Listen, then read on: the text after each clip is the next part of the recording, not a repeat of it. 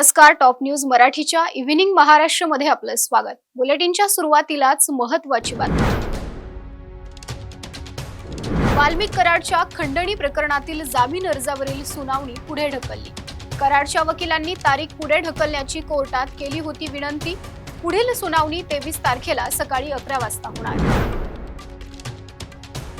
शरद पवार आणि उद्धव ठाकरे यांच्यात सव्वा तास चर्चा.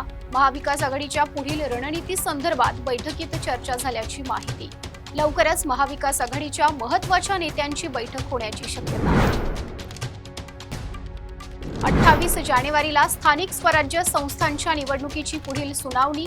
सर्वोच्च न्यायालयाच्या वेबसाईटवर 28 जानेवारीची तारीख. जानेवारीच्या कार्यकालिकेत या प्रकरणाचा समावेश नाही. 25 जानेवारीला मुंबईत जन आक्रोश मोर्चाचे आयोजन. मोर्चाला सर्वपक्षीय नेते, सामाजिक संघटनांचे पदाधिकारी राहणार उपस्थित. महाविकास आघाडी देखील मोर्चात असणार सहभागी. आमचा राजकीय अस्त झाला तरी चालेल, पण तटकरे कुटुंबाला स्वीकारणार नाही. पालकमंत्रीपदाच्या वादावर आमदार महेंद्र थोरवे यांचं विधान. एक वेळ भाजपचा पालकमंत्री चालेल, पण राष्ट्रवादीचा नको. थोरवे यांची राष्ट्रवादी विरोधात आक्रमक भूमिका. अजित पवारांना मराठा महासंघाच्या कार्यकर्त्यांनी दाखवले काळे झेंडे. संतोष देशमुख, सोमनाथ सूर्यवंशी हत्या प्रकरणातील आरोपींवर कठोर कारवाईची मागणी.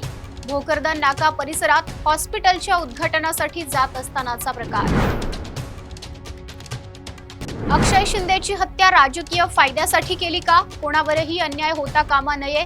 गृहमंत्री फडणवीसांना अंधारात ठेवून सगळं झालं का? खासदार संजय राऊत यांचे सवाल.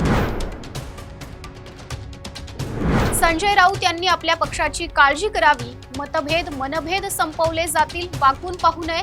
भाजप नेते प्रवीण दरेकरांचा राऊतांना सल्ला. वाल्मिक कराड प्रकरणात भाजपच्या माजी नगरसेवकाची सीआयडी कडून चौकशी. पुण्यातले माजी नगरसेवक दत्ता खाडेंची वाल्मिक कराड सोबत ओळख. पुण्यातील व्यवहार दत्ता खाडेंच्या मदतीने झाल्याचा सीआयडीला संशय. कल्याणमध्ये 3 बांगलादेशी महिला पोलिसांच्या ताब्यात. बेकायदेशीरित्या भारतात वास्तव्यास असल्याची माहिती. कल्याणच्या महात्मा फुले पोलिसांची कारवाई.